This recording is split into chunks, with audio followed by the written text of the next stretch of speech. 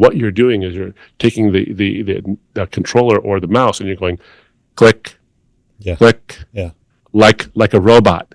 And so we become more machine-like. It's not that the machines become more human. That's not the problem. The problem is the humans become more machine-like.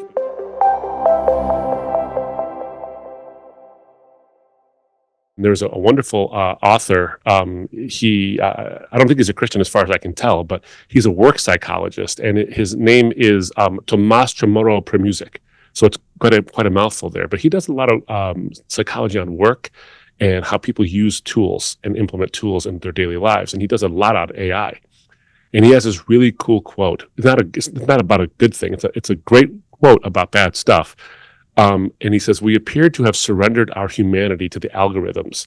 Like a digital version of Stockholm Syndrome, our very identity and existence have been collapsed to the categories machines use to understand and predict our behavior.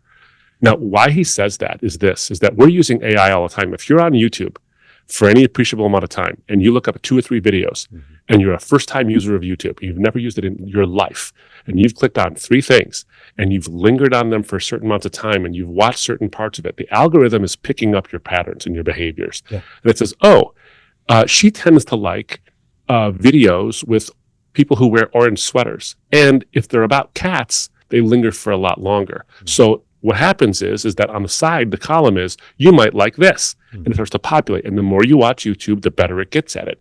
But here's the interesting feedback. And Netflix is the same way. Here's the interesting feedback loop. You like certain videos. It says, we want to keep you on our website for as long as humanly possible because we make money that way. So what we're going to do is we're going to send you more videos that are like that, slight variations, but more videos that are like that. Right. And that's where we get the term, like the YouTube black hole.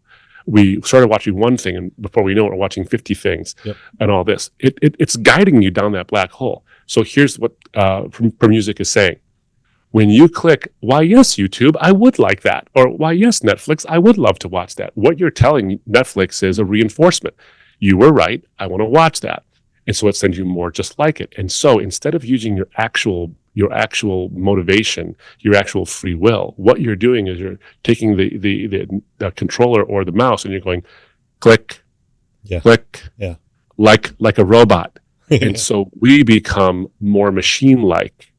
It's not that the machines become more human. That's not the problem. The problem is the humans become more machine-like because we're relying on these things a lot more than we ought to. That's very interesting. And it explains why every time I go on YouTube, they want me to watch more John Crist comedy bites, and I do, because I do enjoy them. But it does. It's the whole Social Dilemma, which is a wonderful film. It narrows you. But on the trust thing, I want to go back to that because this is a big deal. In the early days of the internet, you did believe what you found, right? Mm-hmm. And then the joke, it kind of becomes, I read it on the internet. So it must be true, right? Because we kind of all got it. Like, okay, there's tons of garbage out there. You can find anything you want to look for out there. Any whack-a-mole theory, any wackadoodle theory, any it's all out there. It's just a barren wasteland. Yeah.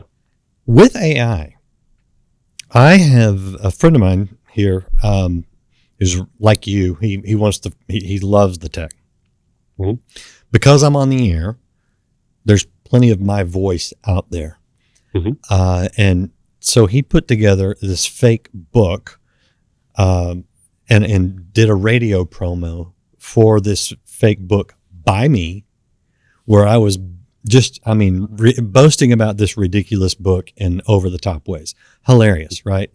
He did it for some other people around here with various things. And we're all laughing, right? Because the first time I played that book promo for my wife, she goes, why are you saying that? Like, you buffoon, right? Because I would be to say that. But it fooled my wife. It sounded so much like me that she thought it was me. Yeah. Well, funny when it's, we know this is a joke. But we are to the point where audio's there and the video is there at a high level with the deep fake kind of stuff. Obviously, the pictures are there. How close are we to not being able to believe anything we see or hear? Yeah, and that's such a fascinating question because I'm actually in the middle of a project um, based on a called reality collapse, and it's based on Mm. the idea, and that phrase was actually made known to me by Tristan Harris and Aza Raskin, who are AI researchers, and deep fakes and these kind of things help to cause a reality collapse, and we're already in the middle of that, by the way. Yeah.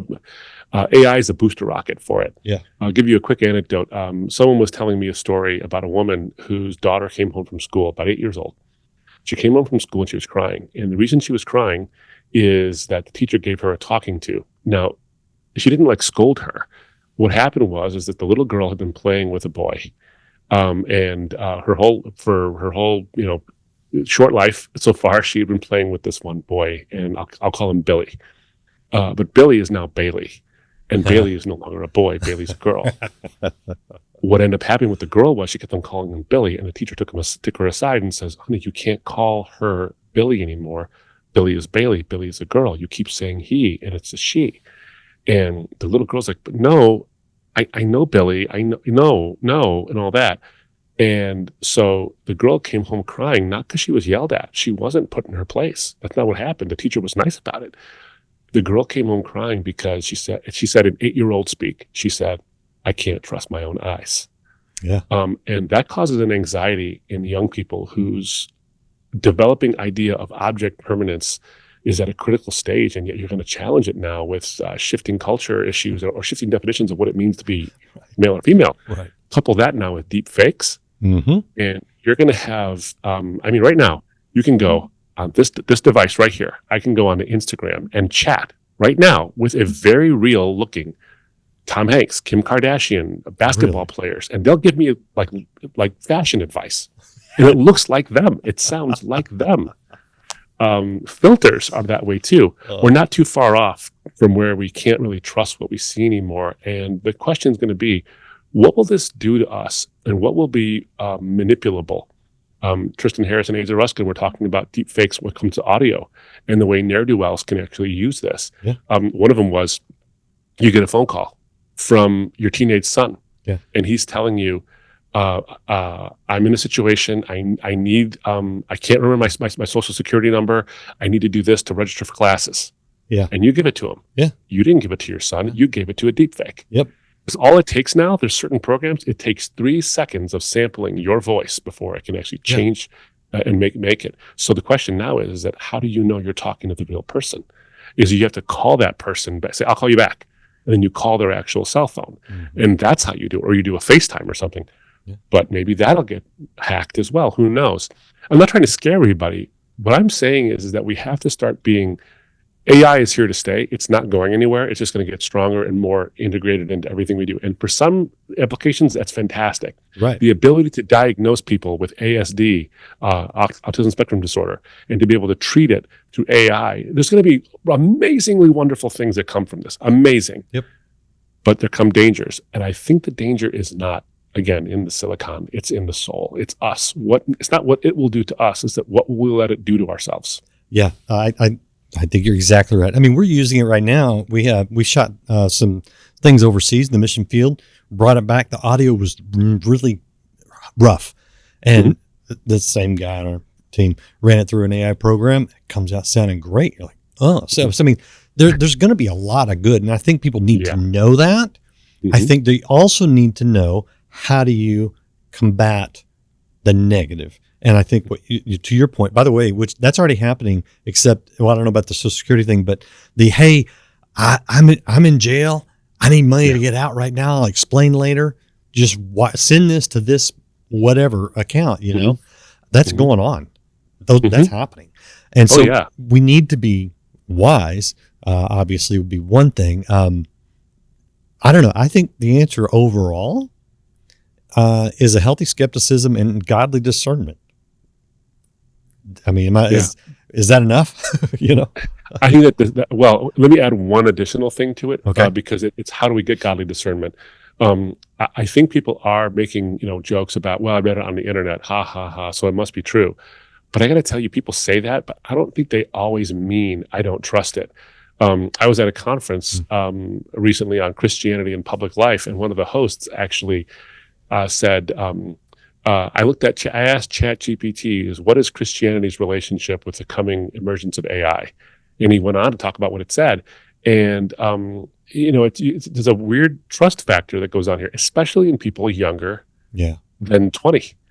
Not because they're naive, because they've grown up around technology. They don't remember a time when technology wasn't everywhere. So they trust it because it's ubiquitous. We don't necessarily, because we remember the times when, you know, the phone got a bunch of stuff wrong, or the GPSs used to be so bad that it got you to the wrong Right. destination. Right. They don't know a time like that. So we have to, so that discernment has to come in with, I think, a healthy biblical worldview. And that worldview has to be based on, what does it mean to be human? What does it mean to be created in God's image? No matter what the machines get you to think is the easy way, I think if we teach our young people that, yes, there are efficiencies we need to that we can benefit from AI, there is a benefit from doing things the hard way sometimes. There's a learning process. There's a socialization that happens. And so if we get them to enjoy the non-AI world, I think they'll responsibly use the AI world in conjunction with the two. And that's the real goal.